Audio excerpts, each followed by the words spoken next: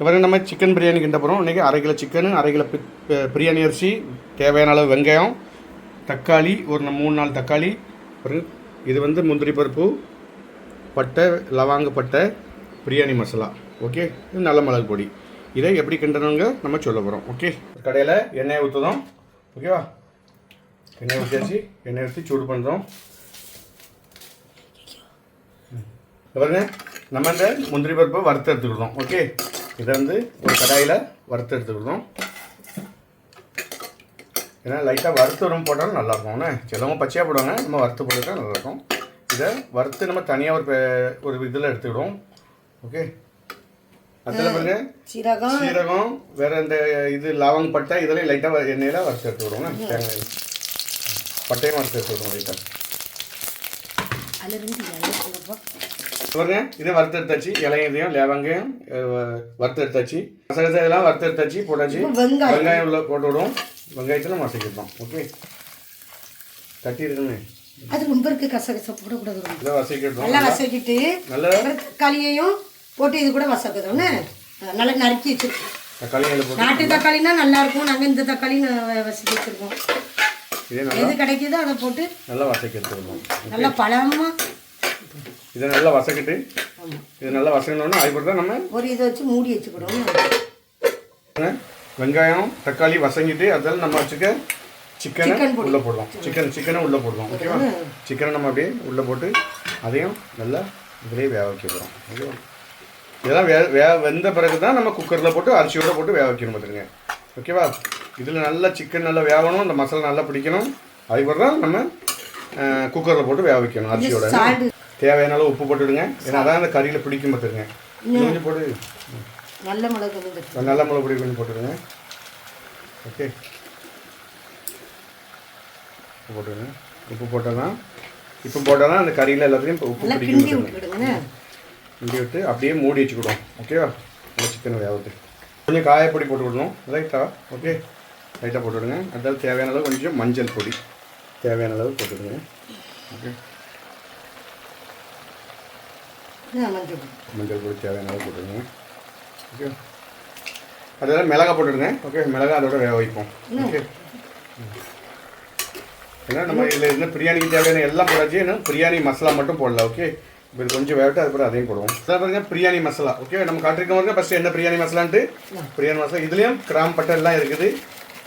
பிரியாணி மசாலா நம்ம இதில் போட்டுருவோம். ஓகே, பிரியாணி மசாலா ஏன்னா இதை தான் எல்லாம் பிடிக்கும். பார்த்துருங்க, பிரியாணி மசாலா நம்ம இதில் போட்டு இதே நல்லா கிண்டி விட்டுட்டு அதுக்கப்புறம் மூடி வச்சுருக்கோம். வேகட்டேன்.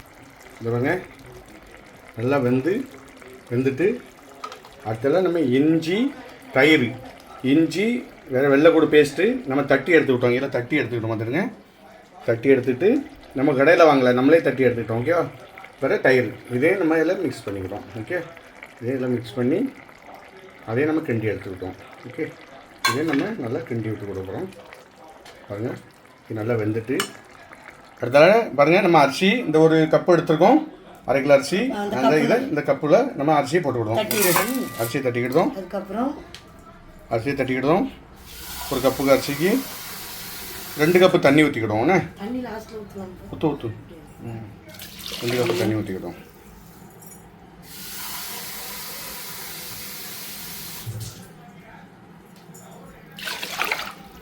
ஒரு கப்பு 2 கப்பு தண்ணி ஊற்றிக்கிட்டோம். ஓகே, நல்லா வெந்துட்டு இது மசாலா எல்லாம் சேர்ந்துட்டு நம்ம இதை அப்படியே எடுத்து இது கூட சேர்த்துக்கிட போகிறோம். இந்த அரிசியோடு சேர்த்துக்கிட போகிறோம். ஓகே, நல்லா வெந்துட்டு பாருங்க. இதை நம்ம இந்த அரிசியோடு சேர்த்துக்கலாம். பாருங்கள், இதை அப்படியே அந்த சட்டியில் நம்ம வேக வச்சுக்க மாட்டீங்கன்னா கடாயில் உள்ளதை அப்படியே நம்ம இதில் ஊற்ற போகிறோம். ஓசு தாந்து இப்போ ஊற்றிட்டோம். ஓகேவா, நம்ம இப்போ கரண்ட் அடுப்பில் வச்சுருக்கோம். பார்த்துருங்க, இதுக்கு இடத்துல ஃபஸ்ட்டு வந்து நம்ம கேஸ் அடுப்பில் வச்சு கரண்ட் அடுப்பில் வச்சுருக்கோம். ஓகேவா, இப்போ நம்ம இதை சால் பண்ணி விட்டுறோம். ஓகே, சால் பண்ணி விட்டு அது வெந்தோடனே நம்மளுக்கே அது ஆட்டோமேட்டிக்காக வெளியே வந்துடும். ஓகேவா, நீங்கள் சாதா குக்கரில் வைக்கணும் நான் கரண்ட் குக்கரில் வச்சுருக்கோம், வேறு ஒன்றும் கிடையாது. ஓகே, இதை கரெக்டாக அது வெந்தோடனே தன்னால் ஆட்டோமேட்டிக்காக வெளியே வந்துடும். ஓகே, மூடி வச்சிரும். ஓகே,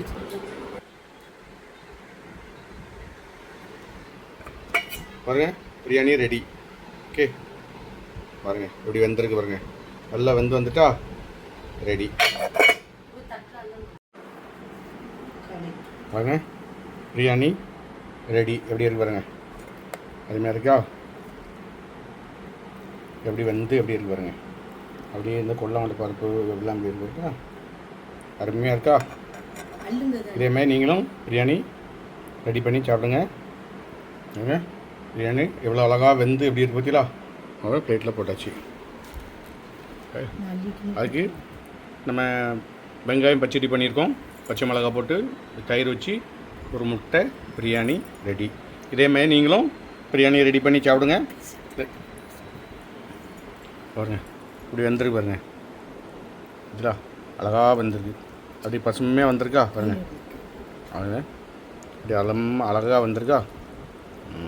அழகாக வந்து நல்ல மசாலாலாம் பிடிச்சி நல்லா இருக்கும். ஓகே, நீங்களும் இந்த சேனலு சப்ஸ்கிரைப் பண்ணுங்கள். இதே மாதிரி நீங்கள் பிரியாணி பண்ணுங்கள், நாங்கள் எப்படி பண்ணி போட்டிருக்கோமோ அதேமாதிரி ஃபஸ்ட்லேருந்து பாருங்கள். வந்து இதே மாதிரி நீங்களே பண்ணி சாப்பிடுங்க. இந்த சேனலை சப்ஸ்கிரைப் பண்ணுங்கள், ஷேர் பண்ணுங்கள், லைக் பண்ணுங்கள்.